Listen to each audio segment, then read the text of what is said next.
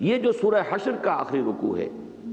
اس میں جو آیہ مبارکہ آتی ہے وہ حقیقت انسان پر، وَلَا تَكُونُوا كَالَّذِينَ نَسُوا اللَّهَ فَأَنسَاهُمْ أَنفُسَهُمْ۔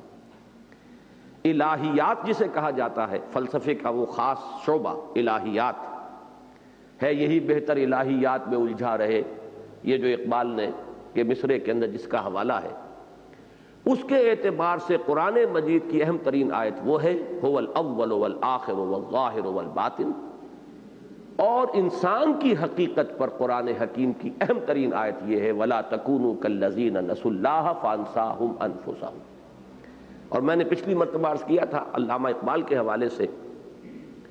کہ انائے کبیر اور انائے صغیر دو ہی باتوں کے حوالے سے سارا فلسفہ خودی جو ہے ان کا وہ بیان ہو جاتا ہے کہ اللہ کا تصور کیا ہے، دی بگ آئی ایم، انا، جس کے لیے میں خاص طور پر جب بھی یہ مضمون آتا ہے تو میرا ذہن لا محالہ منتقل ہوتا ہے سورہ طٰہٰ کے ان الفاظ کی طرف، اننی انا اللہ لا الہ الا انا۔ اکثر و بیشتر مقامات پر آپ قرآن مجید میں دیکھیں گے کہ اللہ واحد متکلم کا صیغہ اپنے لیے نہیں بلکہ جمع متکلم کا، انا نحن نزلنا الذکر وانا لہ لحافظون۔ لیکن بعض مقامات وہاں جہاں یہ متکلم کا صیغہ آتا ہے، اور میں سمجھتا ہوں کہ اس میں اہم ترین، جامع ترین، اور میں سمجھتا ہوں کہ پر ہیبت ہونے کے اعتبار سے، پر جلال ہونے کے اعتبار سے، جیسے کہ وہ الفاظ میں نے بارہا آپ کو سنائے ہیں جو سورہ حدید کی اس آیت کے بارے میں هو الاول والآخر والظاہر والباطن، امام رازی نے لکھے ہیں کہ اعلم ان ھذا المقام مقام غامض عمیق مہیب، بہت پر ہیبت، پر جلال، بہت گہرا یہ مقام ہے۔ اسی طریقے سے یہ جو انانیت کبریٰ ہے، اننی انا اللہ لا الہ الا انا فاعبدنی واقم الصلاۃ لذکری، یہ واحد متکلم کے صیغے کی یہ تکرار جو ہے، اور اس پر جلال اور پر ہیبت انداز میں آپ کو پورے قرآن مجید میں کہیں نہیں ملے گی۔ یہ جو انانیت کبریٰ ہے، پچھلی مرتبہ بھی یہ لفظ میری زبان سے نکلا تھا، ہم انانیت کا لفظ انسانوں کے لیے استعمال کرتے ہیں تو وہ برے سینس میں استعمال کرتے ہیں، بڑی انانیت ہے اس میں۔ تو مجھے یہ خیال ہوا تھا شاید کسی صاحب کو یہ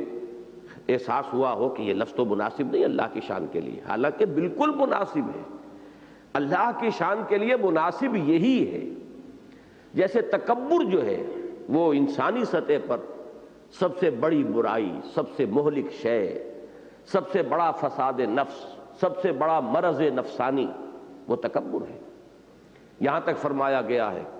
کہ لا يدخل الجنہ من کان فی قلبہ مثقال حبۃ من کبر، جنت میں داخل نہیں ہو پائے گا وہ شخص جس کے دل میں ایک ذرہ برابر بھی کبر ہے۔ لیکن یہی تکبر کا المتکبر، یہ تو ابھی جو میں نے اسماء آپ کو سنائے ہیں ان میں آیا ہے لفظ، اللہ تعالیٰ تو متکبر ہے، یہ لفظ انسان کے لیے استعمال کریں گے تو یہ ضمائم اخلاق میں سے، اور اللہ کے لیے یہ عین اس کی شان کے مناسب شایان شان ہے۔ اسی لیے وہ حدیث قدسی ہے کہ الکبر ردائی، کبر تو میری چادر ہے، اور اس میں الفاظ بعد میں یہ آتے ہیں کہ جو انسان تکبر کرتا ہے گویا کہ وہ میرا مد مقابل بننے کی کوشش کرتا ہے، یہ جامہ تو میری ہی ذات پر راست آتا ہے، یہ میری چادر ہے، کوئی اور تکبر کرتا ہے تو گویا کہ میرے شانے سے میری چادر کو گھسیٹ رہا ہے۔ اور یہ اس وقت کے تمدن میں کسی بڑی شخصیت، کسی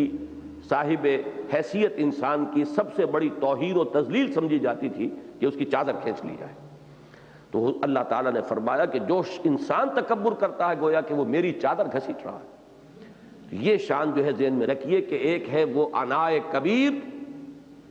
the big ego, the infinite ego, انائے مطلق، اور ایک ہے یہ انائے مقید کہہ لیں، انائے صغیر کہہ لیں، یہ ہے انسان۔ جب میں کہتا ہوں میں، یہ میں جو ہے یہی ہے در حقیقت انسان کی اصل جو اس کی شخصیت کی طرف اشارہ کرنے والی شے، اور اسی کو علامہ اقبال نے جب بیان کیا ہے تو وہ ان کا فلسفہ خود ہی بنا ہے۔ اب اس کے بعد آپ دیکھیے سورہ حدید میں 6 آیات کے بعد ایمان کا تذکرہ ہوا، انفاق کا تقاضا کیا گیا۔ سورہ حشر میں اسی کو تقوی سے تعبیر کیا جا رہا ہے۔ انفاق کے لیے وَلْتَنْظُرْ نَفْسٌ مَا قَدَّمَتْ لِغَدٍ، ہر انسان کو چاہیے وہ دیکھے وہ کل کے لیے کیا بھیج رہا ہے، اللہ کے بینک میں اس نے کیا جمایا کیا ہے۔ مضمون وہی ہے، الفاظ بدل گئے ہیں۔ یہ تقابل سے اصل میں تعرف الاشیاء بازدادها، جب تقابل سے کا مطالعہ کیا جاتا ہے جس کو آپ تقابلی مطالعہ کہتے ہیں، کمپیریٹو اسٹڈی، تو آیات قرآنیہ کی کمپیریٹو اسٹڈی سے بہت کچھ حقائق اور معارف جو ہے وہ مزید اجاگر ہو کر سامنے آتے ہیں۔ اس کے بعد سورہ حدید میں بھی قرآن مجید کی عظمت یہ ہے جو اندھیروں سے روشنی کی طرف نکالنے والی شے ہے۔ هو الذی ينزل على عبده آیات بینات لیخرجکم من الظلمات الى النور، اور یہاں بھی آپ کو مضمون ملے گا لو انزلنا هذا القرآن على جبل لرأيته خاشعا متصدعا من خشیۃ اللہ وتلك الامثال نضربها للناس لعلهم يتفکرون۔ اس طریقے سے ان 7 آیات کا اور ان 7 آیات سورہ حشر کے آخری رکوع کی اور 10 آیات جو ہیں سورہ حدید کے پہلے رکوع کی، ان کا اگر آپ تقابلی مطالعہ کریں گے تو بہت سے حقائق جو پچھلی مرتبہ بھی کچھ بیان ہوئے مزید اجاگر ہو کر سامنے آ جائیں گے۔ جہاں تک ان 3 آیات کا تعلق ہے، میں عرض کر چکا ہوں کہ جو درمیانی آیت ہے جس پر ساری گفتگو پچھلی مرتبہ تفصیل سے ہوئی اور آج اسی کا ضمیمہ ہے کہ جو سامنے آنے والا ہے، تو میں نے ربط بیان کیا تھا اور میں نے عرض کیا تھا کہ اس آیت کا جو مفہوم ہمارے متقدمین نے بھی اور موجودہ زمانے میں بھی اکثر مفسرین نے اختیار کیا ہے، وَلَا تَكُونُوا كَالَّذِينَ نَسُوا اللَّهَ فَأَنسَاهُمْ أَنفُسَهُمْ، یعنی یہ کہ جو لوگ اللہ کو بھول جاتے ہیں، اللہ کو بھلا دیتے ہیں، تو اللہ تعالیٰ انہیں غافل کر دیتا ہے اپنے نفع و نقصان سے، حقیقی نفع و نقصان، اپنے حقیقی کامیابی اور ناکامی۔ ذالک یوم التغابن، کامیابی اور ناکامی کا دن تو ہے قیامت کا دن۔ جب اللہ کو انسان بھول گیا تو اپنے نفع و نقصان سے بھی وہ غافل ہو گیا اور اس طرح وہ ہلاکت اور بربادی کا نوالا بن گیا۔ امام راضی نے ایک نقطہ اور اس میں نکالا تھا کہ انسان کو اللہ تعالی غافل کر دے گا اپنے تن سے میدان حشر میں، کہ اس قدر شدائد ہوں گے اس وقت اس پر، اور اتنی سختی بیت رہی ہوگی کہ اسے، جسے ہم محاورے میں کہتے ہیں، اسے اپنے تن کا ہوش نہیں رہے گا۔ تو یہی فرمایا کہ فَأَنسَاهُمْ أَنفُسَهُمْ سے مراد جو ہے وہ ہے میدان حشر کے شدائد اور مصائب کی وجہ سے انسان کا اپنے تن سے غافل ہو جانا۔ اس اعتبار سے میں نے عرض کیا تھا کہ جو پہلی آیت ہے اور تیسری آیت ہے ان کے ساتھ ربط بھی بہت عمدگی کے ساتھ جڑ جاتا ہے، اس لیے کہ وہاں بھی فرمایا وَلْتَنْظُرْ نَفْسٌ مَا قَدَّمَتْ لِغَدٍ، اسی کی شرح تیسری آیت میں ہے کہ لا یستوی اصحاب النار و اصحاب الجنہ، اصحاب الجنت هم الفائزون، اصل نفع اور نقصان کا دن اس روز طے ہوگا، اس روز فیصلہ ہوگا۔ تو یہ مضمون کہ جو متقدمین نے بھی لیا ہے اور متاخرین نے بھی، یہ اس میں بالکل اس کا ربط جو ہے قائم ہے۔ لیکن جو مضمون میں نے بیان کیا ہے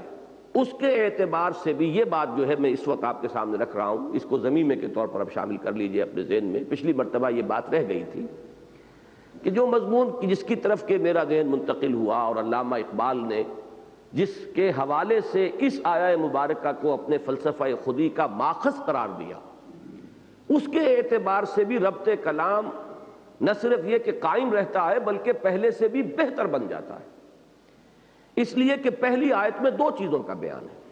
اور جس پر زیادہ زور ہے وہ کیا ہے؟ اتقوا اللہ، اللہ کا تقوی اختیار کرو، اور دوسری بات آخرت کا دھیان کرو، کل کے لیے کیا کر رہے ہو۔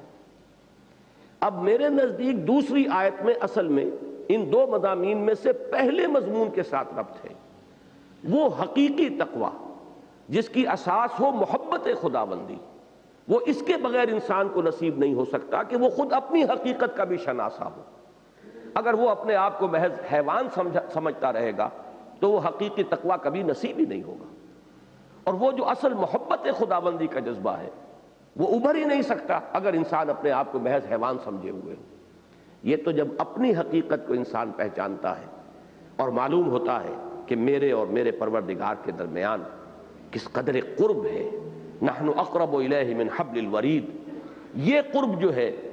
کہ جو روح ملکوتی کی حقیقت کو سمجھنے سے، روح ربانی جو انسان میں پھونکی گئی، جو اصل انسان ہے، جو انسان کی اصل حقیقت ہے، اس کے معرفت سے جو تقوی پیدا ہوگا وہ ہے اصل میں کہ جس کے لیے اس آیہ مبارکہ کو اس کے بعد لایا گیا، اور تیسری آیت میں دوسرا مضمون آ گیا، وَلْتَنظُرْ نَفْسٌ مَا قَدَّمَتْ لِغَدٍ کا تعلق ہے لا يستوی اصحاب النار واصحاب الجنہ سے،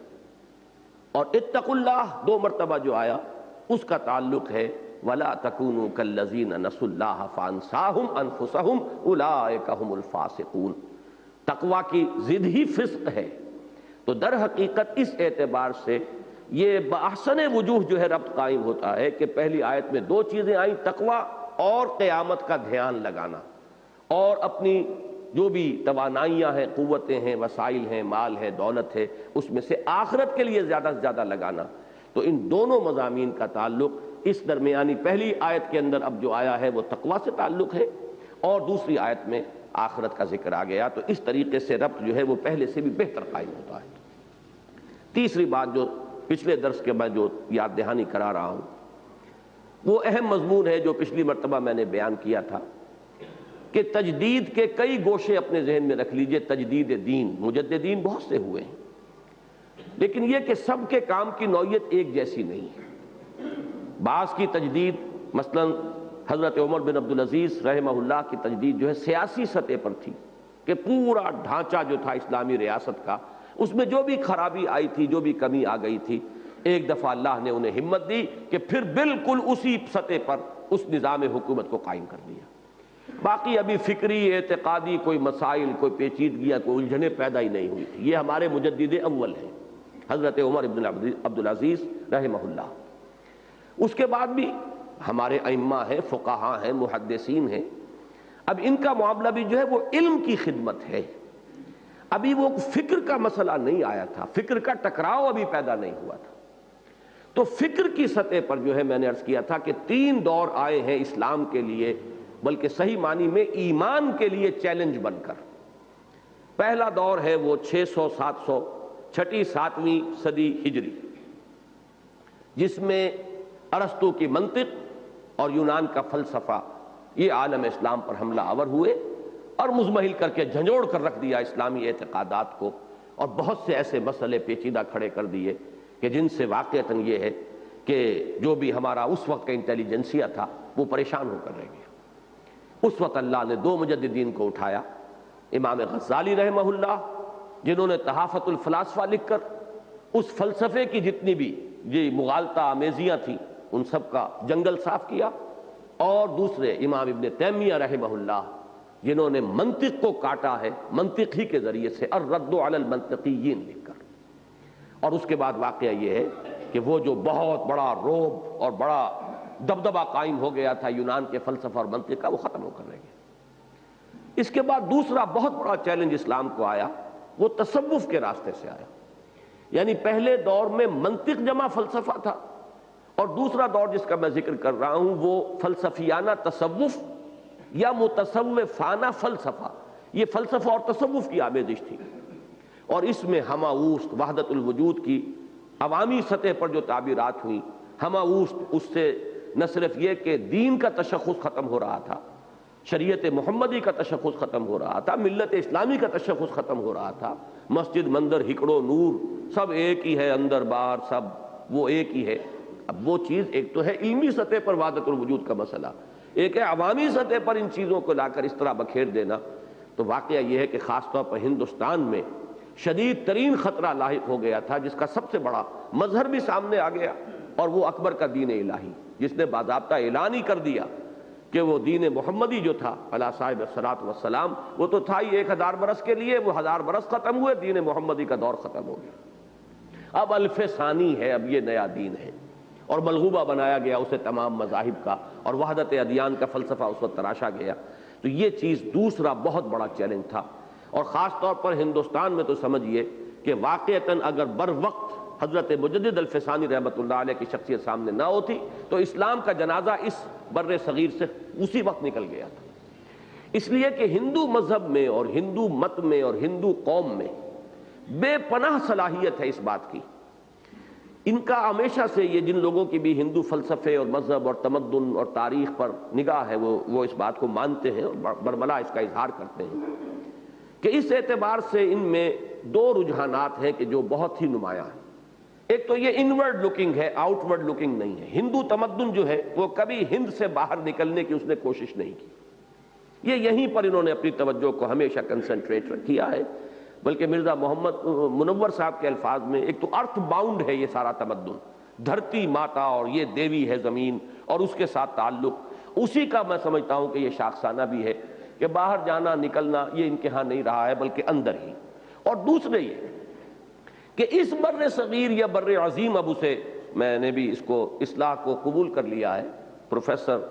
محمد اسلم صاحب جو پنجاب یونیورسٹی کے، انہوں نے صحیح توجہ دلائی کہ یہ جو ہے در حقیقت سب کانٹیننٹ، تو یہ بر اعظم کے بجائے کانٹیننٹ اس بر اعظم، اور جب سب کانٹیننٹ کہا جائے گا تو بر عظیم بنے گا، بر صغیر نہیں۔ بات صحیح ہے۔ تو بر عظیم ہند و پاک میں اس میں کوئی شک نہیں ہے کہ دوسری صلاحیت یہ رہی ہے کہ جہاں بھی کوئی نیا مذہب باہر سے آیا یا یہاں پیدا ہو گیا کسی ریئیکشن کے طور پر، اسے ہندو مت نے ایسیمیلیٹ کر لیا اپنے اندر، اس کے تشخص کو ختم کر دیا۔ اور یا یہ ہے کہ یہاں پیدا ہوا ہے کوئی ریئیکشن تو اسے اپنے ملک سے نکال باہر کیا کہ دوسرے ملکوں میں تو وہ چلا گیا، لیکن بر صغیر بر عظیم پاک و ہند میں آپ کو اس کا سراغ نہیں ملے گا۔ جس کی سب سے بڑی مثال ہے گوتم بدھ کا فلسفہ۔ وہ چونکہ برہمنزم کے خلاف ایک بہت بڑا ریئیکشن تھا، بہت بڑا بغاوت اور رد عمل، لہذا آپ نے اس کا حشر دیکھا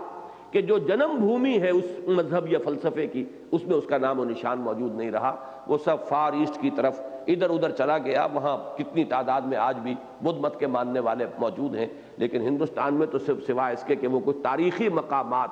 کچھ آرکیولوجیکل انٹرسٹ کی چیزیں رہ گئی ہیں، بدھ مت موجود نہیں رہا۔ اسی قسم کا ایسیمیلیٹ کر لینے کا، ہضم کر لینے کا اسلام کو، یہ در حقیقت ایک جذبہ تھا، اور جس نے کہ بھکتی کی تحریک کی شکل اختیار کی، اور جس کا سب سے نمایاں مظہر جو ہے وہ دین الہی اکبر کا،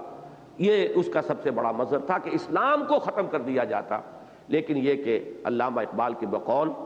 وہ جو حضرت مجدد الفسانی رحمۃ اللہ علیہ کی شان میں انہوں نے الفاظ لکھے ہیں کہ حاضر ہوا میں شیخ مجدد کی لحد پر، وہ خاک کے ہے زیر فلک مطلع انوار، اور وہ ہند میں سرمایہ ملت کا نگہباں، اللہ نے بر وقت کیا جس کو خبردار، گردن نہ جھکی جس کی جہانگیر کے آگے، جس کے نفس گرم سے ہے گرمی احرار۔ تو واقعہ یہ ہے کہ قطعاً مبالغہ نہیں ہے، ان 3 اشعار میں نے آپ کو سنائے ہیں، کوئی مبالغہ نہیں ہے، واقعتاً ملت اسلامی کے تشخص کا، کہ نگہبانی کا فریضہ سر انجام دیا حضرت مجدد نے۔ لیکن یہاں حضرت مجدد کے ساتھ آپ ساتھ ہی بریکٹ کر لیجئے، جیسے وہاں 2 شخصیتیں تھیں، امام غزالی، امام ابن تیمیہ، ایسے اس وقت بھی 2 شخصیتیں، شیخ احمد سرہندی رحمہ اللہ اور امام الہند شاہ ولی اللہ دہلوی رحمۃ اللہ علیہ۔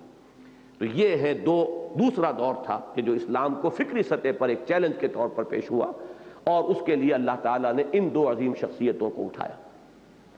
تیسرا دور وہ ہے کہ جو اس جدید سائنٹیفک جو ایک کلچر پیدا ہوا، اور سائنٹیفک نظریات اور سائنٹیفک خیالات، اور ہر چیز جو ہے فلسفہ بھی اب جو ہے بجائے منطق کے زیادہ وہ انحصار کرتا ہے، نفسیات بھی اب بجائے صرف کسی نظریاتی بحثوں کے زیادہ اب قائم ہے فلسفی یہ سائنٹیفک معلومات پر۔ اس دور میں آ کر میں نے عرض کیا تھا کہ یہ جو چیلنج آئے طبیعیات کے میدان سے اور پھر بایولوجی علم الحیات کے میدان سے،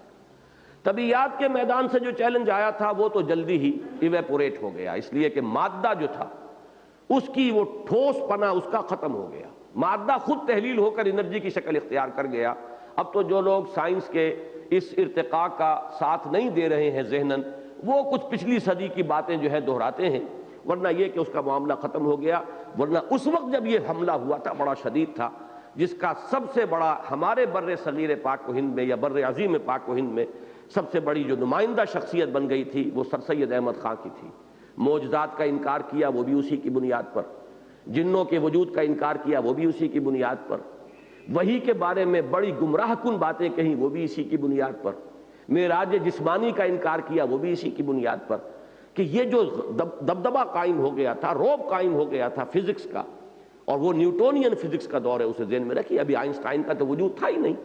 اس کی وجہ سے گویا کہ اس کو حاکم بنایا گیا، اور اسلام کے یہ جتنے بھی ما وراء طبیعیاتی فنومینا ہیں ہمارے ایمان سے متعلق، ان کی وہ توجیحات کرنے کی کوشش کی گئی کہ جو اس فزیکل جو بھی فینومینا اور فزیکل جو لاز ہیں ان کے اندر ایکسپلین ہو سکے. یہ در حقیقت اس دور کا تھا، لیکن جیسا کہ میں نے عرض کیا وہ دور ہی گیا. اب تو وہ چیلنج ہی ختم ہوا. آئنسٹائن نے آ کر، اور جو اب آگے بڑھی ہے طبیعیات، اس نے تو اب انرجی کا دور ہے، باقی کوئی کس کو میٹر کہتے ہیں اس کا تو کوئی وجود ہی نہیں رہا.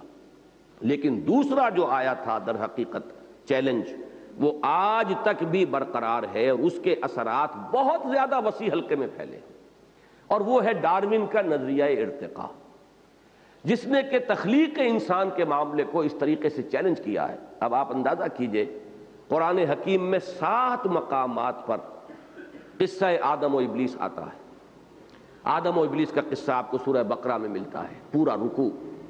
سورہ اعراف میں ملتا ہے پورا رکوع، سورہ حجر میں ملتا ہے،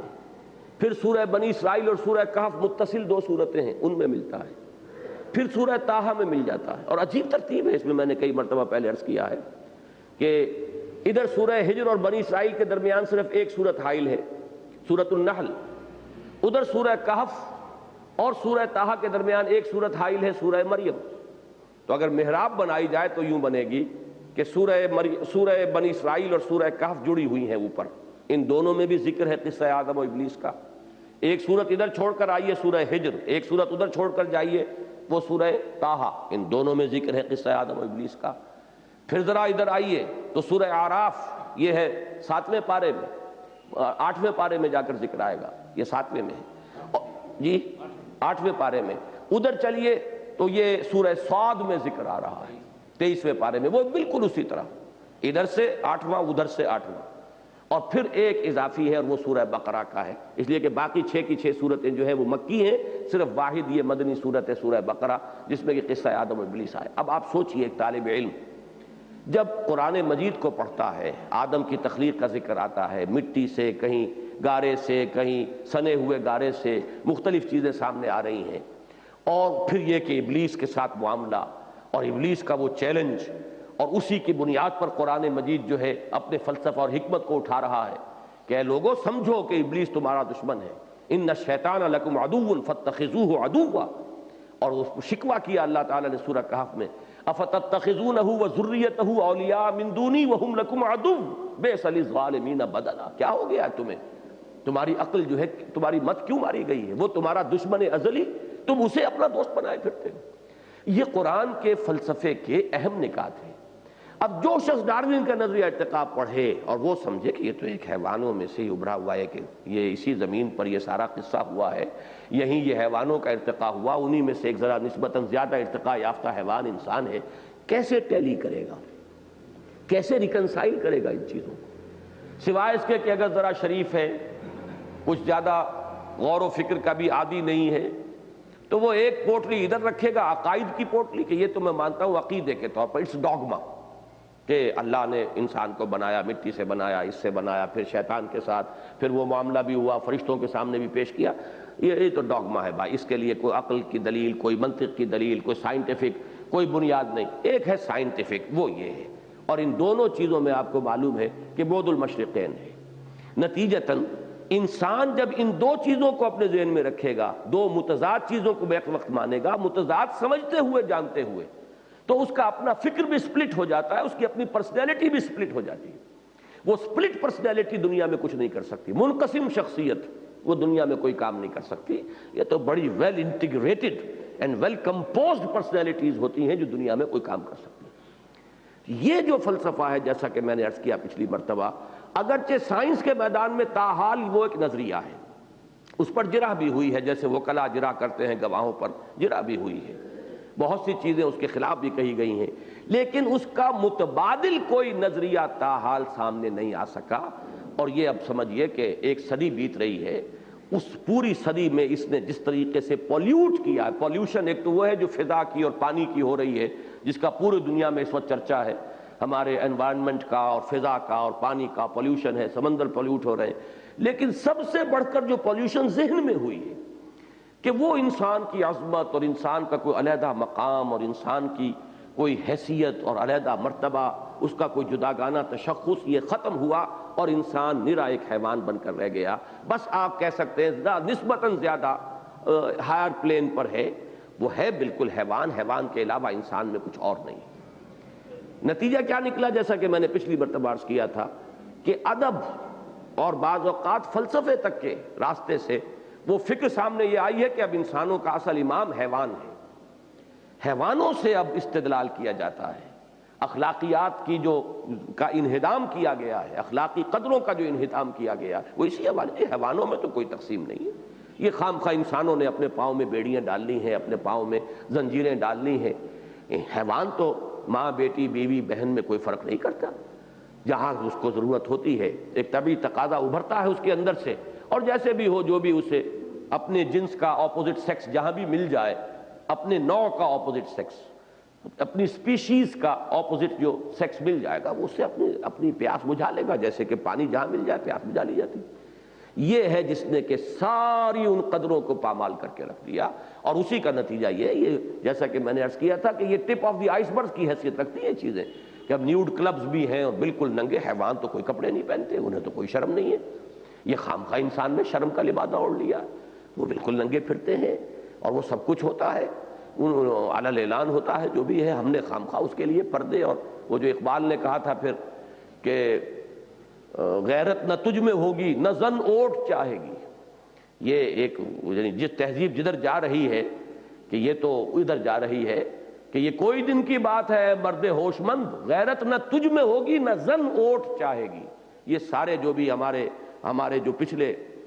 بقول ان کے جو فرسودہ قسم کے ہم نے اپنے ذہنوں کے اوپر قائم کر لیے ہیں، حجابات اور حیا اور شرم، یہ ساری کیا باتیں کہاں ان حیوانوں میں کہاں ہیں؟ جب ہم بھی حیوان ہیں تو ہمارا امام تو حیوان ہی ہونا چاہیے، اور ہمیں انہی سے ساری جو ہے رہنمائی حاصل کرنی چاہیے۔ یہ ہے اصل میں اس دور کا سب سے بڑا پالیوشن جو فکری سطح پر ہوا۔ اچھا، اب اس کے حل دو ہو سکتے تھے نظری طور پر۔ ایک حل تو یہ ہوتا کہ ڈارون کے نظریے ہی کا پورا ابطال کر کے جوابی نظریہ میدان میں آ جاتا تو بات ٹھیک تھی، وہ نظریہ تحلیل ہو جاتا۔ جیسے نیوٹونین فزکس ختم ہو چکی ہیں، اسی طریقے سے ڈارونین بایولوجی یا جو بھی اوریجن آف سپیشیز کا اس کا نظریہ تھا، یہ اس کی کتاب کا نام ہے دی اوریجن آف سپیشیز، تو یہ سب ختم ہو جاتا تو یہ اثرات زائل ہو جاتے۔ وہ تو تاحال نہیں ہوا، اور اس کے آثار بھی کوئی نظر نہیں آ رہے۔ پورے عالم اسلام میں سے بھی ابھی کوئی ایسی بات نہیں اٹھ پائی ہے کہ جو اس میدان میں کوئی جوابی کوئی فلسفے کے طور پر لا سکے۔ البتہ اس میں جو میری رائے ہے وہ پھر کسی وقت میں آپ کے سامنے عرض کروں گا، اس وقت اس کے بیان کرنے کا موقع نہیں ہے۔ البتہ اس کا ایک حل وہ ہے جو علامہ اقبال نے کیا ہے، اور وہ یہ ہے کہ اس معاملے کو ایک طرف رکھتے ہوئے اسے سائنس کا ایک نظریہ اور اس میدان کے اندر جو بھی اس کے ساتھ ہو رہا ہے اسے ابھی چلنے دیں، لیکن اگر انسان کی اصل حقیقت کو کھول کر واضح کر دیا جائے کہ انسان ایک مرکب وجود کا حامل ہے، ایک حصہ اس کا حیوانی ہے، اور اس کے بارے میں کوئی اگر ارتقاء کو بھی مانے تو کوئی حرج نہیں، مان لیجئے، کوئی اس سے فساد نہیں ہوگا، جبکہ انسان یہ سمجھے کہ میری اصل حقیقت حیوانی نہیں ہے، روحانی ہے، میں اصل جو ہوں وہ سیلف ہے میری، وہ میری خودی ہے، وہ میں جو ہوں وہ یہ نہیں ہوں۔ یہ جو میٹیریل شیٹس جو میں نے آپ کو اپنشد کے حوالے سے جملہ سنایا کہ man in his ignorance identifies himself with the material sheaths which encompasses real self, اصل خودی جو ہے اس کے اوپر یہ جو غلاف لپٹ گئے ہیں، مادی غلاف، یہ حیوانی وجود ہمارا جو ہے در حقیقت مادی غلافوں کے مترادف ہے، ان غلافوں میں ہے اصل شے۔ یا جیسے اقبال نے علم کے بارے میں کہا کہ عشق کی تیغ جگردار اڑا لی کس نے، علم کے ہاتھ میں خالی ہے میان اے ساقی۔ اب میان کس لیے ہوتی؟ تلوار رکھی جائے اس میں، تلوار تو نکال لی، اب خالی میان لیے پھر رہے تو وہ تو کوئی بیکار سی شے ہے۔ اسی طرح وہ سیلف کی تلوار جو تھی اندر وہ تو گئی، اس کا تو ذہن کے سامنے تصور ہی نہیں رہا۔ اب وہ جو میان ہے وہ میان ہے یہ ہمارا مادی وجود، یہ حیوانی وجود، وہی رہ گیا۔ اب اگر یہی چیز سامنے رہے گی تو اس میدان میں ظاہر بات ہے کہ فلسفہ ارتقاء یا نظریہ ارتقاء نے جو بھی مواد فراہم کر دیا ہے تاحال اس کا کوئی انکار نہیں کیا جا سکا۔ ٹیکنیکلٹیز ہیں بعض جو حضرات اس موضوع سے دلچسپی رکھتے ہیں ان کے لیے میں عرض کر دوں، اگرچہ ذرا ٹیکنیکل ایشو ہے یہ۔ فلسفے کی بنیاد کیا ہے؟ فلسفے کی بنیاد یہ ہے کہ اس دنیا میں حیوانات کو برقرار رہنے کے لیے، اپنے تسلسل کو باقی رکھنے کے لیے ایڈیپٹیشن کرنی پڑتی ہے اپنے ماحول کے ساتھ۔ تو سروائیول آف دی فٹسٹ کا اصول چلتا ہے، یہاں تقابل چل رہا ہے، تنازع للبقاء، جو اسٹرگل فار ایگزسٹنس ہے وہ جاری ہے، اور اس میں ظاہر بات ہے جو سروائیول آف دی فٹسٹ کا اصول ہے وہی قائم ہے یہاں پر، کہ جو اقبال نے جو کہا ہے جرم ضعیفی کی سزا مرگ مفاجات، جو فٹ نہیں رہے گا وہ ایلیمینیٹ کر دیا جائے گا، ختم ہو جائے گا، جو فٹ ہوگا وہ باقی رہے گا۔ تو یہ جو بقائے اصلح یا سروائیول آف دی فٹسٹ ہے، یہ اس کے فلسفے کا پہلا نقطہ ہے۔ دوسری بات وہ یہ کہتا ہے کہ جب انوائرمنٹ بدلتا ہے تو ایک لیونگ جو آرگنزم ہے وہ اس کے ساتھ اپنے جسم کے اندر ایک ایڈجسٹمنٹ کرتا ہے، اس کے مطابق اپنے جسم کے اندر کچھ ایکوائرڈ کریکٹرز حاصل کر لیتا ہے۔ اگر کہیں سردی زیادہ ہے تو اس کے مطابق اس کے جسم میں کچھ تبدیلیاں آئیں گی، اس لیے کہ اس ماحول کے اندر آ گیا ہے۔ بہت شدید گرمی کے ماحول میں رہتا ہے تو اس کو ساتھ اپنے آپ کو ہم آہنگ کرنے کے لیے، تو ان کو کیا کہا جاتا ہے؟ Acquired characters. اب تیسری بات اس نے یہ کہی ہے کہ یہ ایکوائرڈ کریکٹرز تھوڑے تھوڑے ہوتے ہیں، بہت مائنیوٹ، اور پھر یہ نسل بعد نسل منتقل ہوتے ہوئے بڑھتے بڑھتے اتنے ہو جاتے ہیں کہ بالکل نئی سپیشیز وجود میں آ جاتی ہے۔ ٹیکنیکلی جو جرا کی گئی ہے، اگر اس میں ایک بات وہ ثابت کر دیں، سائنٹیفک نظریہ جو ہے وہ ایک اسٹیبلش سائنٹیفک فیکٹ کب بنتا ہے؟ جبکہ اسے سائنٹیفکلی ویریفائی کرا دیا جائے، ورنہ اس سے پہلے وہ نظریہ رہے گا۔ آپ ویریفائی کرائیے اسے، تجربے کے ذریعے سے ویریفائی کرا دیجئے، وہ ثابت، اب وہ قبول کر لیا جائے گا ایز اے فیکٹ۔ اس نظریے میں اصل کروشل پوائنٹ کیا ہے کہ اگر یہ ثابت کر دیا جائے کسی تجربے کے ذریعے سے کہ ایکوائرڈ کریکٹر وہ ہیریڈیٹی کے ذریعے سے، توارث کے ذریعے سے اگلی نسل کو منتقل بھی ہو سکتے ہیں، اس کا تجربہ کرنا پڑے گا میدان کے اندر، معامل کے اندر۔ اگر یہ ثابت نہیں آپ کر سکتے تو فلسفہ جو ہے وہ نظریہ ہی رہے گا، اس وقت تک اس کو ایک اسٹیبلشڈ فیکٹ کی حیثیت سے قبول نہیں کیا جائے گا۔ تو یہ ٹیکنیکل بات ہے اصل میں۔ اس بحث کو ہم چھوڑ سکتے ہیں، ہم کہہ سکتے ہیں کہ بھائی اگر اس حیوانی وجود کے لیے کوئی شخص یہ بھی مانتا ہے کہ یہ واقعی حیوان ہے تو ہم بھی مانتے ہیں کہ واقعی حیوان ہے، اور اگر اس کے لیے کوئی یہ شخص سمجھے کہ یہ ایوالو ہو کر آیا ہے لوور اینیمل سے اوپر تک، تو ہم اس کو بھی اسلام کے یا قرآن کے منافی قرار نہیں دیں گے۔ اصل شے کیا ہے؟ میری اصل حقیقت یہ ہے ہی نہیں، میری اصل حقیقت تو کوئی اور ہے، اور وہ ہے میری وہ روح کہ جو بہت پہلے پیدا کی گئی تھی، ابھی تو اس مادی کائنات کا آغاز بھی نہیں ہوا تھا، عالم ارواح میں جب کہ ہمیں پیدا کیا، جب ہم جنود مجندہ تھے، جب کہ ہم لشکروں کی صورت میں تھے، جب کہ اللہ نے ہم سے عہد لیا تھا الست بربکم قالوا بلی، تو یہ حیوانی وجود تو ابھی تھا ہی نہیں۔ یہ جو تنزل جس کو میں کہتا ہوں، اس پر بھی مجھے اس مضمون کو آگے بڑھانا ہے، یہ تنزل ہے اصل میں، لطافت سے کثافت کی طرف تنزل ہوا ہے۔ اس کو بڑی خوبصورتی سے کہا ہے حضرت بیدل نے، ہر دو عالم خاک شد تا بست نقش آدمی، اے بہار نیستی از قدر خود ہوشیار باش۔ یہ جو حقیقت مطلقہ ہے، اس سے جو ایک فعل امر کن کا جو ظہور ہوا تھا، اس نے جو بھی شکل اس وقت اختیار کی، انتہائی لطیف کوئی شے۔ ایک قسط جو ہے اس سیٹ جن لوگوں نے لیا ہے ان میں وہ دوسری قسط جو ہے حقیقت انسان کی، بڑی ثقیل ہے، مشکل ہے، لیکن جن حضرات کو دلچسپی ہو اس کے اوپر کوشش کریں، ذہن لگائیں۔ اس میں نے یہ باتیں بحث کی ہیں، یہ کن کیا ہے، کلمہ کیا ہے، عالم امر کیا ہے، عالم خلق سے اس کا فرق کیا ہے، لیکن وہاں سے پھر یہ لطافت نے کثافت کی طرف تنزل کیا ہے۔ پھر اس جب بالکل خاک تک آ گئے، کثیف ترین معاملہ پیدا ہو گیا، دس کرسٹ آف دی ارتھ، اب یہاں سے وہ ایولیوشن کا پروسیس شروع ہوا۔ اگر آپ مان بھی لیں نظریہ ارتقاء کو، تو یہاں سے اب ارتقاء کا عمل ہوا، اس سے پہلے سارا تنزل کا عمل تھا۔ لیکن یہ سب کیا ہے؟ یہ ہے ہمارے اس اینیمل بینگ کا معاملہ۔ وہ جو معاملہ ہے روح کا، وہ تو باری تعالیٰ کی ذات کے ساتھ بڑا قرب رکھنے والی ایک حقیقت ہے، وہ تو سرائے امر رب، اور وہ فعل کن جو ابتدائی معاملہ تھا، وہ اس دور میں وہاں اس وقت اس کو پیدا کیا گیا تھا، اور ان سے ایک معاہدہ کیا گیا تھا، الست بربکم قالوا بلی، میں تو حقیقت میں وہ ہوں۔ یہ تو ایک غلاف ہے جو اللہ نے اس دنیا کی زندگی میں، جو بہت ہی محدود سا وقفہ ہے، میری زندگی تو بہت طویل ہے، تو اسے پیمانہ امروز و فردا سے نہ ناپ، جاویداں پہم دواں ہر دم جواں ہے زندگی۔ یہ تو اس کا بڑا چھوٹا سا وقفہ ہے، ایک امتحانی وقفہ ہے۔ اس وقفے میں اللہ نے مجھے ایک حیوانی جسم بھی دے دیا ہے۔ اب یہ ہے کہ ایک حیوان کا اور انسان کا تعلق تو وہ ہوتا ہے کہ گھوڑا ہے اور گھوڑے پر آپ سوار ہیں، یہ بھی تو ایک تعلق ہے نا، حیوان کے اوپر آپ سوار ہیں، ایک راکب ہے، ایک مرکب ہے۔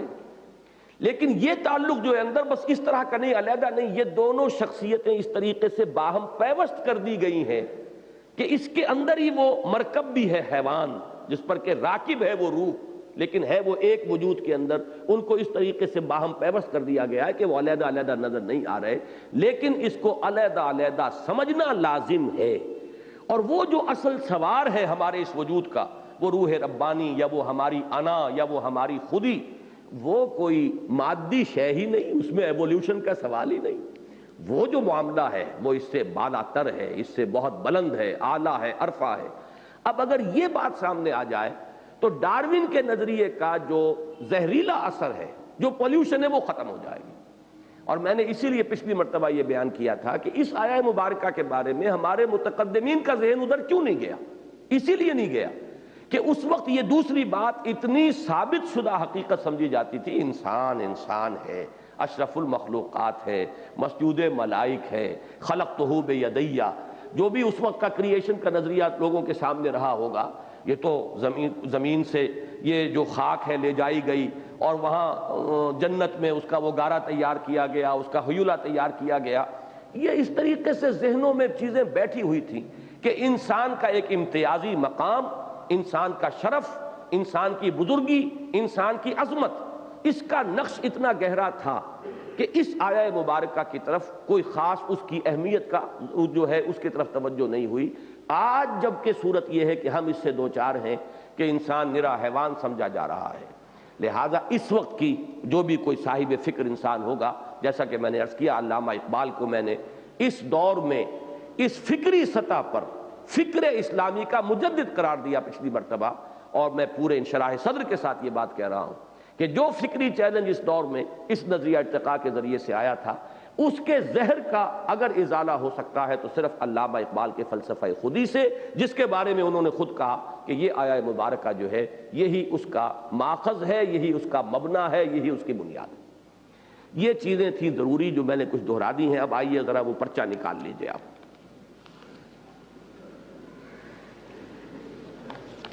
اس مضمون کا آغاز ہوا ہے اکبر الہٰبادی کے ایک قطعے سے، بڑا پیارا قطعہ ہے یہ۔ کہا منصور نے خدا ہوں میں، ڈارون بولا بوزنا ہوں میں، بوزنا کہتے ہیں بندر کو، ہنس کے کہنے لگے میرے ایک دوست، فکر ہر کس بقدر ہمت اوست۔ اب آپ اندازہ کر رہے ہیں کہ یہ اس دور میں، جیسے کہ میں نے وہ اشعار آپ کو سنائے جو غالباً اسلام کی نشأت ثانیہ وہ سن 67 کی تحریر ہے، یہ سن 66 کی تحریر نہیں، یہ تحریر تو بعد کی ہے، بہرحال حقیقت زندگی والی تحریر میری سن 66 کی ہے۔ اس میں وہ شعر میں نے دیا ہے کہ غزالی و رومی کی بھلا کون سنے گا، چونکہ آج بھی وہ دونوں الفاظ بریکٹ ہو کر آئے ہیں، غزالی اور اس کے ساتھ امام ابن تیمیہ، اور ادھر دوسرے دور میں امام الہند شاہ ولی اللہ اور حضرت مجد الفسانی، ان میں سے ایک غزالی ہے۔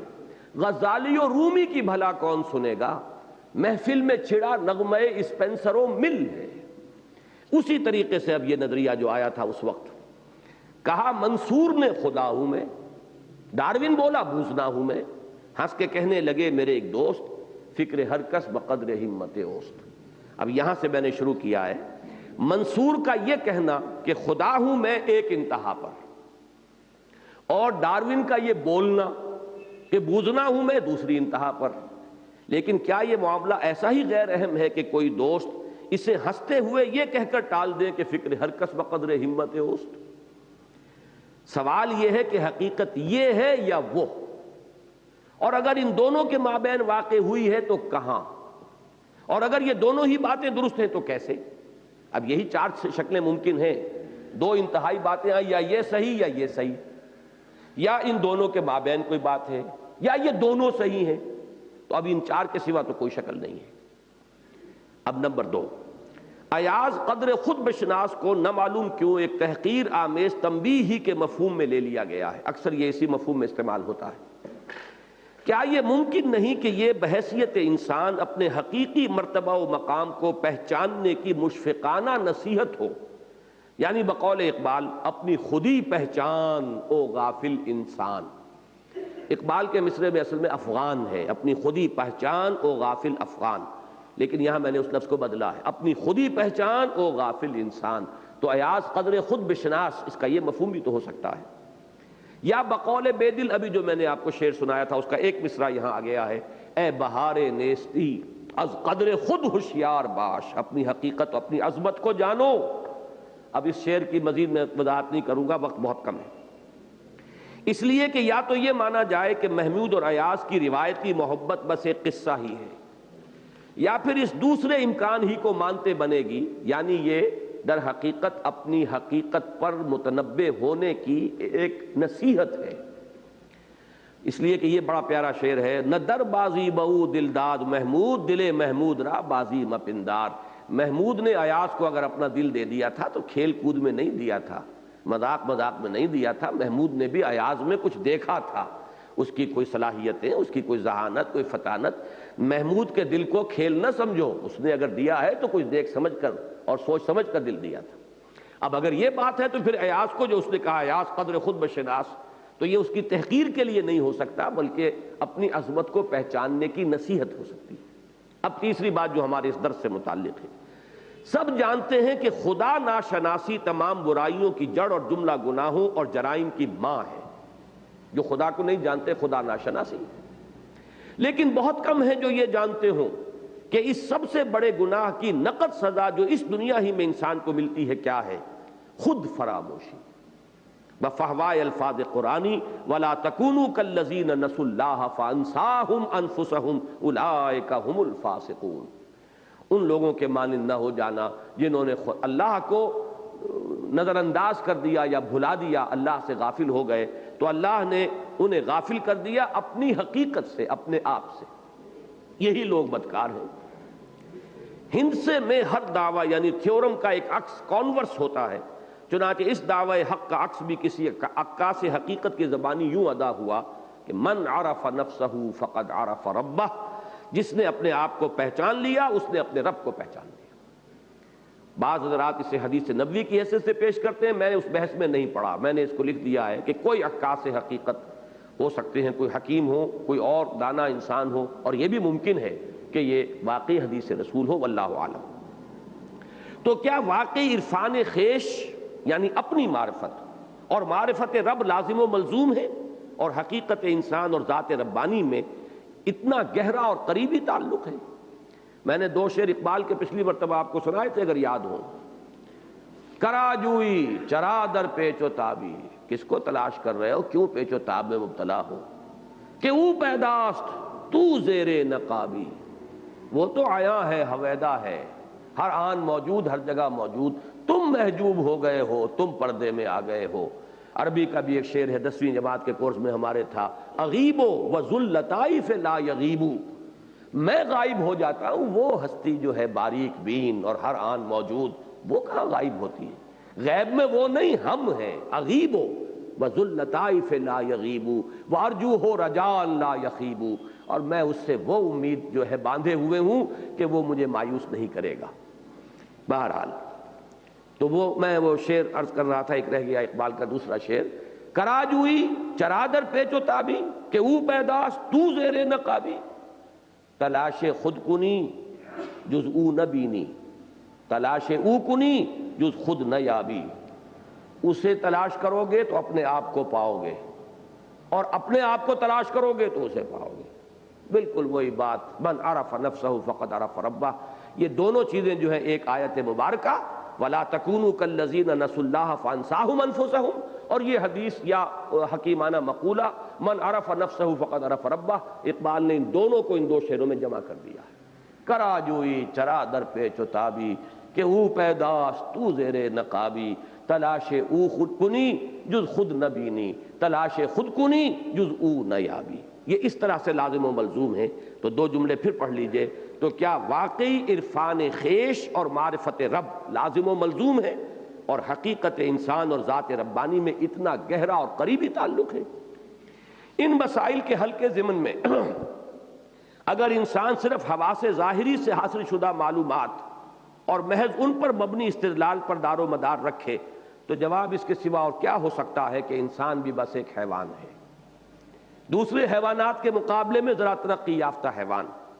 البتہ وجدان کی وادیوں میں پرواز کی جائے جیسے عظیم شعراء نے کی تو حقیقت کچھ اور نظر آتی ہے، اور اس مسئلے کا پورا تشفی بخش حل تو وحی آسمانی کی دستگیری کے بغیر ممکن ہی نہیں۔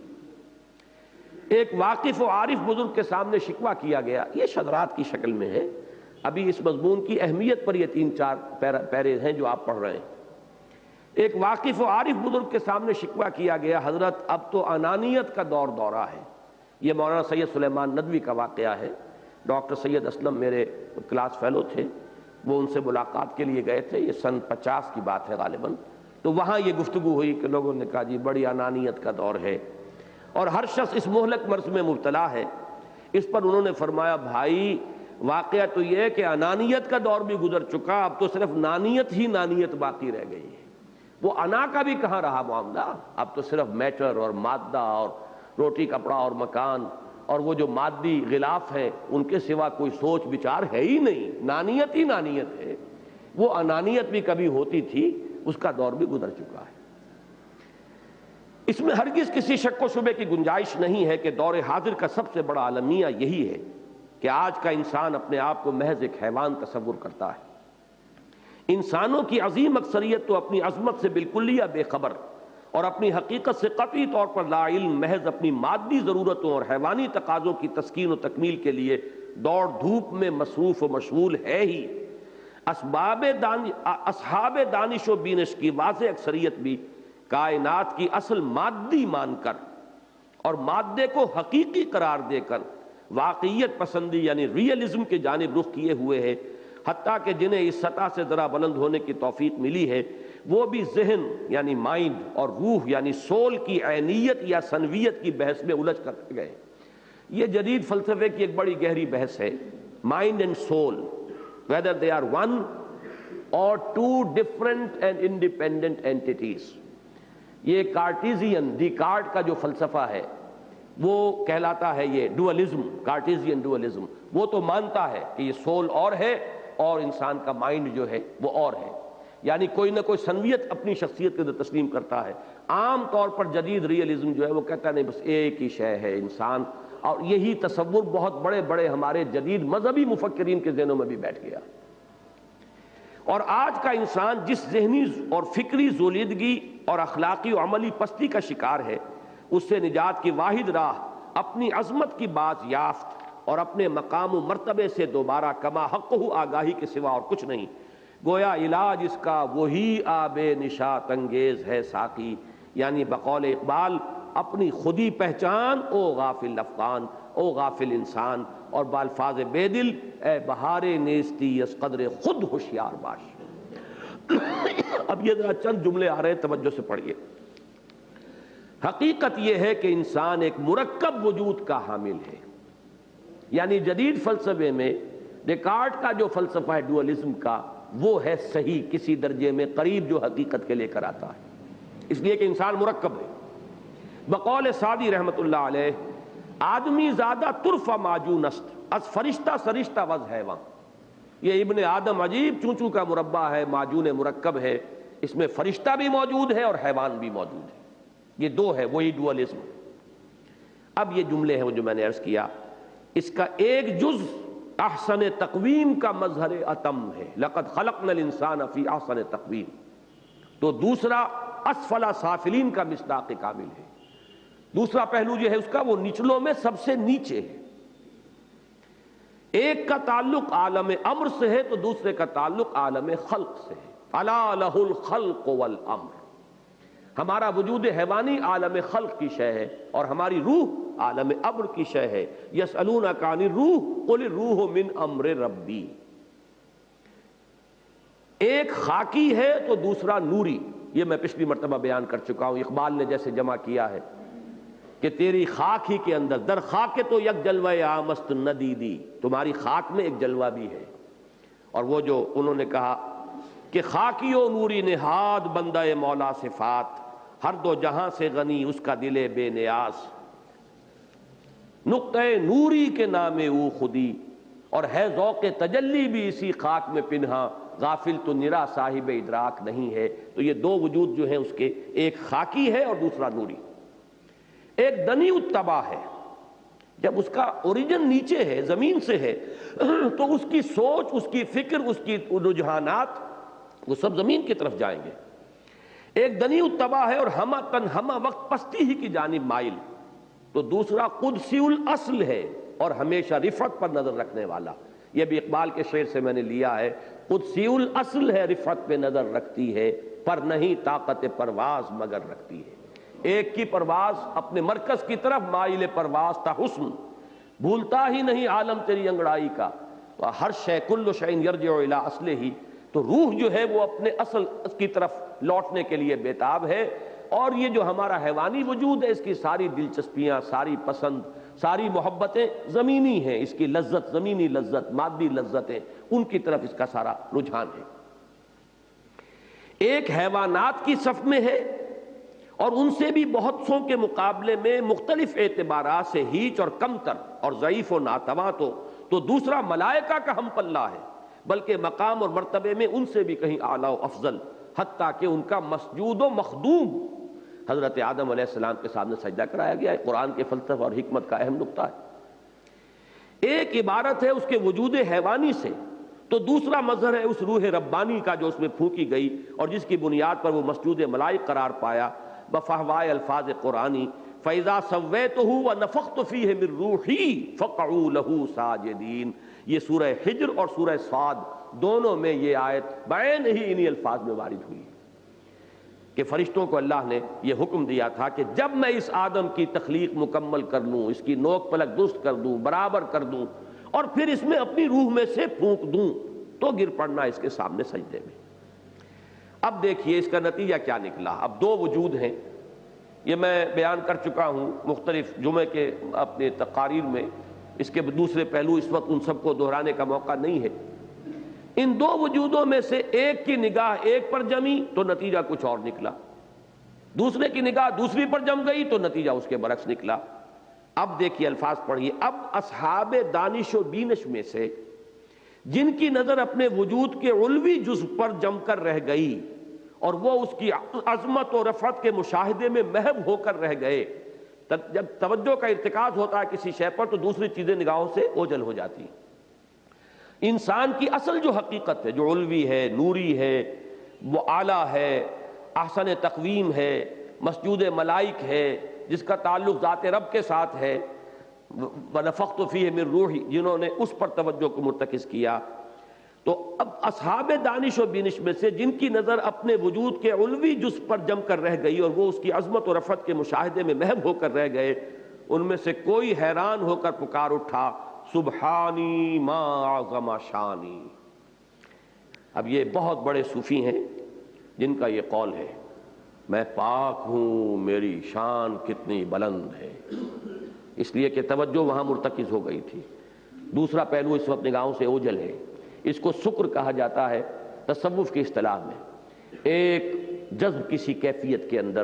یہ الفاظ زبانوں سے نکلے ہیں جنہیں شطحیات کہا جاتا ہے، صوفیہ کی شطحیات، لیکن اس کی بنیاد کیا ہے؟ بنیاد یہ ہے کہ ان کی توجہ مرتکز ہو گئی ہے اپنی اس عظمت پر۔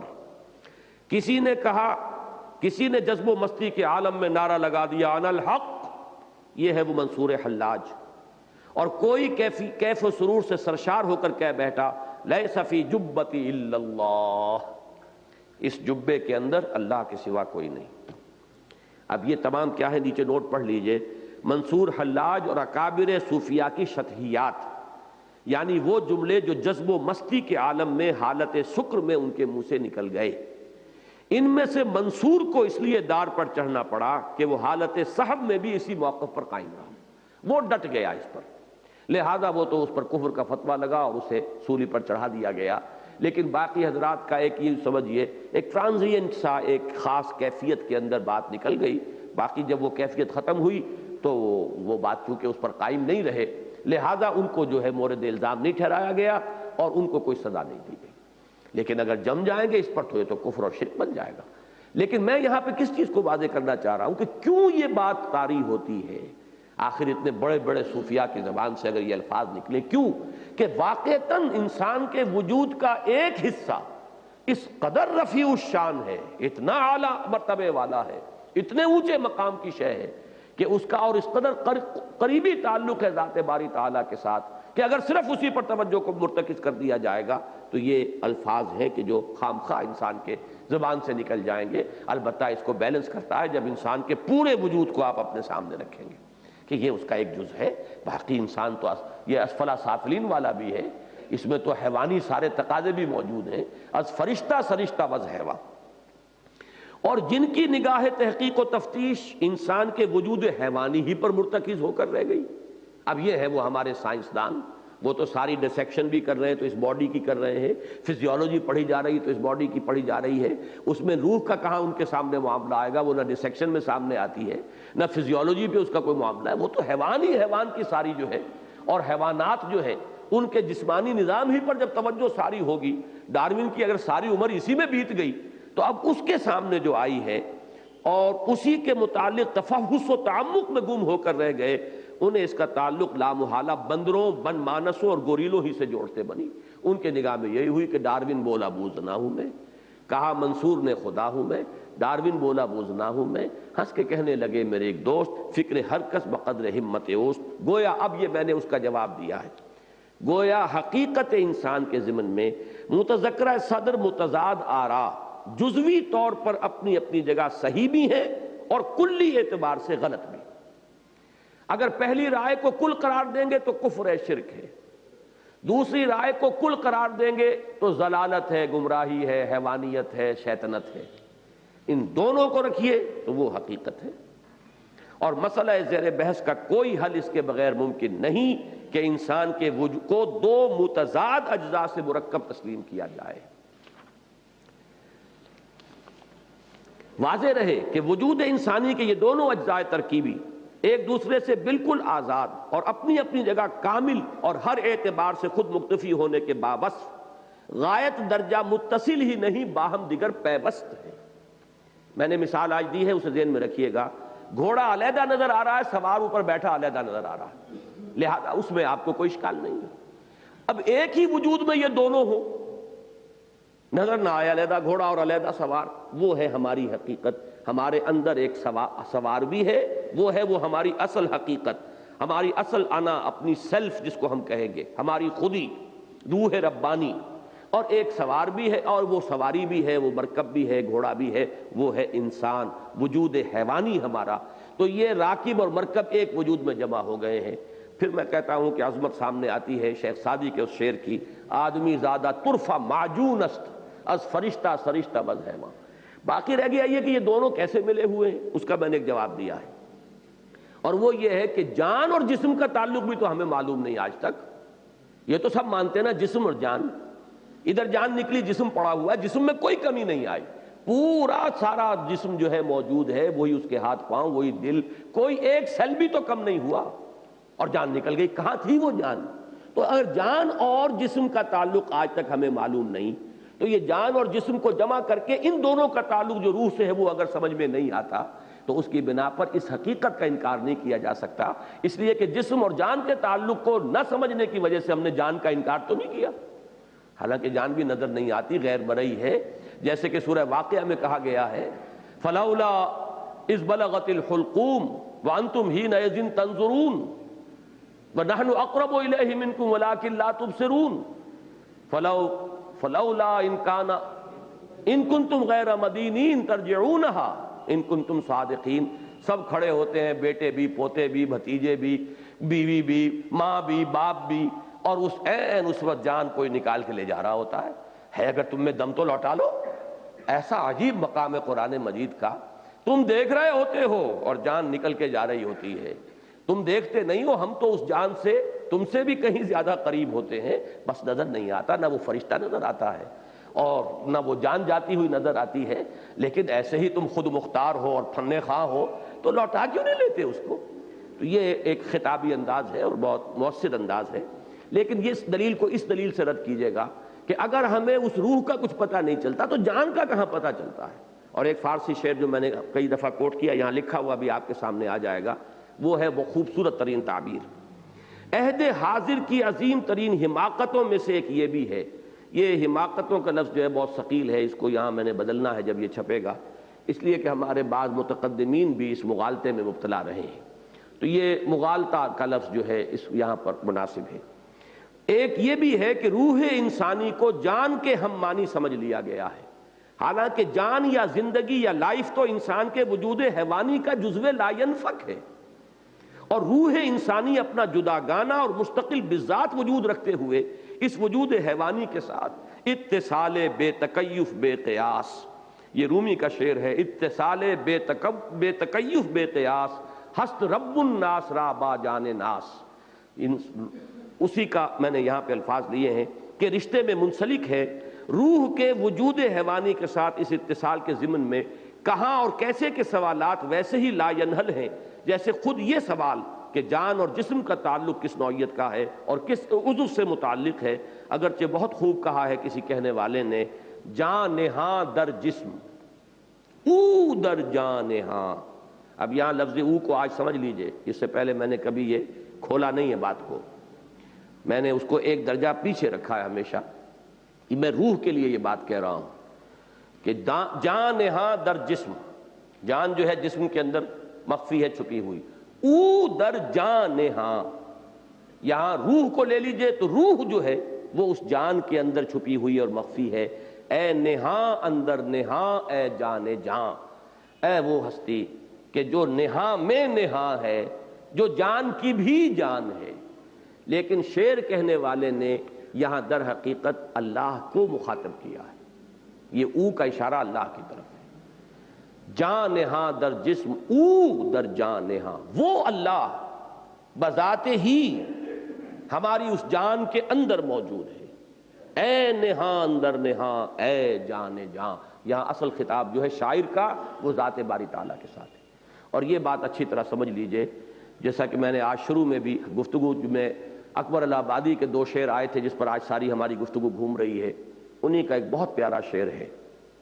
توجہ سے سنیے، تو دل میں تو آتا ہے سمجھ میں نہیں آتا، بس جان گیا میں تیری پہچان یہی ہے، تو دل میں تو آتا ہے۔ میرا جو کتابچہ ہے عظمت صوم، میں نے اس میں نقل کیا ہے آخر میں، یہ در حقیقت یہ 3 پرچے اور وہ عظمت صوم والا کتابچہ، ان چیزوں کا ان دنوں میں ذرا گہرا مطالعہ کر لیں جن حضرات کو بھی ان موضوعات سے دلچسپی ہے۔ اس میں نے احیاء العلوم کے حوالے سے حدیث قدسی نقل کی ہے، یہ بھی محدثین کے معیار پر شاید پوری نہ اترتی ہو، لیکن صاحب روح المعانی علامہ آلوسی نے بھی اس کو اپنی تفسیر میں لیا ہے کہ لم یسانی ارضی ولا سمائی ولاکی یسانی قلب عبد المومن، میں نہ اپنے آسمان میں سما سکتا ہوں نہ اپنی زمین میں سما سکتا ہوں، لیکن اپنے بندہ مومن کے دل میں سما جاتا ہوں۔ اسی کو شاعر نے کہا ہے، غالباً یہ رومی ہے یا کوئی اور ہوں گے واللہ عالم، من نہ گنجم در زمین و آسماں، ترجمہ ہے اسی کا، لے گنجم در دل مومن عیاں، میں زمین و آسمان میں نہیں سما سکتا، بندہ مومن کے دل میں سما جاتا ہوں۔ اور اسی کو اس سادگی سے کہا ہے اکبر الہ آبادی نے کہ تو دل میں تو آتا ہے سمجھ میں نہیں آتا، عقل نہیں تیری کناں کو پہنچ سکتی۔ اور اسی کو اب چونکہ جو آج کا میرا اصل مضمون تھا وہ تو شروع ہی نہیں ہوا ہے، اب میں کیا کروں، لیکن یہ کہ آج ایک اہم نقطہ سمجھ لیجئے، اقبال کا ایک بہت عمدہ بہت گہرا جملہ ہے، This universe is a concept, God is a percept۔ اب یہ 2 الفاظ انگریزی کے، پرسیپشن کیا ہے؟ پرسیپشن احساس، میں نے اسے چھوا، یہ میری پرسیپشن ہے، میز کو چھوا گرم، یہ پرسیپشن ہے۔ کنسیپشن ذہن میں ایک تصور قائم کرنا ہے، اللہ کا کوئی تصور قائم کرنا ممکن نہیں ہے، لیکن اللہ ایک پرسیپٹ ہے، اندر جو باطنی تجربہ ہے وہ ہمیں یہ محسوس کراتا کہ ہے۔ اسی کو فارسی میں کہا گیا ہے، دور بینان بارگاہ الست جو اس پے نہ برداند کے ہست، ہے ضرور کوئی ہے، کوئی معشوق ہے اس پردہ زنگاری میں، اس کو تو انسان اپنے باطن میں ایسے محسوس کرتا ہے۔ اس کی میں مثال بھی آپ کو سمجھا دوں کہ جیسے ایک دیوار ہے، آپ آنکھ سے دیکھ رہے ہیں دیوار کو تو اس کا طول، عرض، حجم، اونچائی کتنی ہے، کیا ہے، کیسی ہے، یہ سب کچھ آپ کو نظر آ رہا ہے، ایک مکمل کانسیپٹ آپ کے ذہن میں اس آنکھ کے ذریعے سے قائم ہو گیا ہے۔ لیکن فرض کیجئے کہ کوئی شخص اندھا ہے، وہ اندھا جو ہے اس دیوار کو چھوئے گا کہ ہے، دیوار ہے، کیسی ہے یہ نہیں جانتا ہوں، یہ اب کانسیپٹ تو قائم نہیں کر سکتا دیوار کا، اس لیے کہ وہ اندھا ہے، لیکن اس کی ٹچ، سینس آف ٹچ بتا رہی ہے کہ ہے، دیوار ہے، اس میں لاکھ کوئی کہن نہیں ہے، بھئی ہے، میں محسوس کر رہا ہوں ہے۔ یہی معاملہ ہے ذات باری تعالیٰ کا، انسان کا باطن یہ کہتا ہے۔ اسی کو فارسی شعر میں کہا گیا ہے نا، جو میں نے ابھی سنایا کہ دور بینان بارگاہ الست جس پہ این بردن کہ ہست ہے، اس میں کوئی شک نہیں۔ کیسا ہے؟ اس تک وراء الورا ثم وراء الورا ثم وراء الورا، کانسیپٹ قائم نہیں کر سکتے آپ۔ پھر ایک اور بات دیکھیے، میں پھر عرض کر رہا ہوں، میرا اصل مضمون شروع نہیں ہوا آج، میں نے اصل میں کوئی 10 نکات نوٹ کیے ہوئے تھے کہ وہ سمجھ میں نہیں آ سکتے، دین کے بڑے لطیف حقائق ہیں وہ، جب تک وہ دل میں گہرے نہ ہو ایمان کی جڑیں مضبوط ہو ہی نہیں سکتی۔ اور وہ 10 چیزیں وہ ہیں کہ جب تک کہ یہ حقیقت، جس کو میں اس وقت فلسفہ خودی کے عنوان سے کہہ رہا ہوں اور میں حقیقت روح کے عنوان سے کہہ رہا ہوں، انسان کی اصل وہ شخصیت جو وہ اصل انا ہے اس کی، جس کے گرد یہ مادی غلاف ہے، جب تک یہ بات سمجھ میں نہیں آئے گی وہ دین کی بنیادی 10 باتیں سمجھ میں نہیں آ سکتی۔ اور بڑے بڑے مفسرین اس دور کے جو انہوں نے ایسی ٹھوکریں کھائی ہیں اس میں، اس لیے کہ جدید ابھی ذہن کے اوپر چھاپ ہے اس مادی نقطہ نظر کی، جس کی وجہ سے کہ ان چیزوں کو انسان سمجھتا ہے کہ یہ کوئی زمانہ قدیم کی باتیں ہیں، کوئی شاعرانہ خیالات ہیں، ان سے جو ہے زیادہ اعتنا کرنے کی ضرورت نہیں ہے۔ تو میں شاید ابھی ایک سیشن اور لوں ان چیزوں کے لیے، ان 10 نکات کو واضح کرنے کے لیے۔ بہرحال اس وقت میں صرف ایک بات اور عرض کر رہا تھا کہ ہمارا جو پرسیپشن اور کانسیپشن ہے اس میں کتنا فرق ہے۔ دیکھیے، ہم جب کسی شے کو دیکھتے ہیں تو ہم یہ سمجھتے ہیں کہ شاید اس سے زیادہ تو ہمارا ذریعہ معلومات کچھ ہے ہی نہیں، دیکھ لیا بھائی، دیکھنے سے زیادہ اور کیا ہے، لیس الخبر و کالمعائنہ، دیکھ لیا، آنکھوں سے دیکھ لیا، آنکھوں دیکھی حقیقت، اس سے زیادہ یقینی کیا ہوگی۔ حالانکہ اگر آپ غور کریں گے، جو کچھ دیکھنے سے علم آپ کو حاصل ہوتا ہے وہ بالواسطہ ہے، انڈائریکٹ ہے، ڈائریکٹ نہیں ہے۔ آپ کا اصل انا، چلیے انا کو چھوڑ دیجئے، اصل کمپیوٹر تو یہاں ہے، یہاں ہے اس کا وہ ویژن سینٹر جو ہے ہمارے دماغ کے اس گوشے کے اندر، آنکھ دیکھتی ہے، اس سے ریلے ہو رہی ہیں وہ سینسیشنز نروز کے ذریعے سے، اور ڈیسائفر ہو رہی ہیں وہاں۔ یہ بالکل ایسے ہے جیسے ایک بالکل بند کمرے کے اندر آپ بیٹھے ہو اور باہر کے آسمان کو آپ صرف کسی آلے سے دیکھ رہے ہو، وہ آپ کی ڈائریکٹ ویژن نہیں ہے، کہیں سے وہ سکرین کے اوپر آ رہا ہے کمرے کے اندر آسمان اور اس کے تارے اور ستارے، تو آپ کمرے میں بیٹھے دیکھ تو رہے ہیں اس کو، لیکن یہ ڈائریکٹ ویژن نہیں ہے، آپ اپنی آنکھ سے نہیں دیکھ رہے، بلکہ وہ تو کچھ اور تاروں سے، کیبلز کے ذریعے سے وہ آسمان کی تصویر جو ہے وہ آپ کے اس کمرے کے اندر کسی سکرین کے اوپر جو ہے وہ اس کو نمایاں کر رہی ہے، تو یہ انڈائریکٹ ویژن ہے آپ کا۔ بالکل اسی طرح میں جو ہوں، اصل میں وہ تو کہیں اندر چھپا ہوا ہے، وہ اس آنکھ سے تو اس کو صرف معلومات ملی ہیں، ان معلومات کے ذریعے سے اس کمپیوٹر سے اس نے اس کو ڈیسائفر کر کے کچھ انٹرپریٹیشنز کی ہیں، انفر کیا ہے، تو یہ ساری جو ہمیں معلومات حاصل ہوتی ہیں یہ سب کی سب انڈائریکٹ ہیں، جبکہ در حقیقت ہمارا وہ باطنی وجود، ہمارا وہ حقیقی انسان اللہ کا جو احساس کرتا ہے وہ براہ راست احساس کرتا ہے۔ اسی کو میں نے کئی دفعہ واضح کیا ہے سورہ حدید اور سورہ تغابن دونوں میں، کہ بصیر اور خبیر میں فرق کیا ہے۔ اصل شے وہ خبیر ہونا ہے، اصل خبر جہاں پہنچی ہے وہ ہے، باقی یہ کہ بصارت تو انڈائریکٹ ایک شے ہے، آپ نے کوئی چیز دیکھی اور دماغ میں جا کر ڈیسائفر ہوئی ہے وہ کہ یہ کیا ہے جو آپ نے دیکھا ہے، باقی اصل براہ راست جو مشاہدہ کرنے والی شے ہے وہ اندر ہے۔ اللہ کا مشاہدہ براہ راست ہوتا ہے، بشرطے کہ یہ اس آئینہ قلب کے اوپر سے میل اتار دیے گئے ہوں، اس قلب کے اوپر جو حجابات ہیں ان کو اتار دیا گیا ہو، اٹھا دیا گیا ہو۔ آج اسی پر اکتفا کیجئے، بات اس مضمون چونکہ اہم ہے اس لیے گھبرائیے نہیں، اگر ایک نشست ہم اور بھی اس پر لگا دیں گے، لیکن آئندہ اب میں تمہید میں کچھ بھی عرض نہیں کروں گا، بلکہ صرف وہ 10 نکات بیان کر دوں گا، وہ 10 نہایت لطیف اور اساسی اور اہم حقائق ہمارے دینی فکر کے، کہ جن کا کوئی صحیح تصور اس کے بغیر نہیں ہو سکتا کہ یہ جو ایک ڈوئل ہمارا وجود ہے، مرکب وجود، اس حقیقت کو ہم تسلیم نہ کریں۔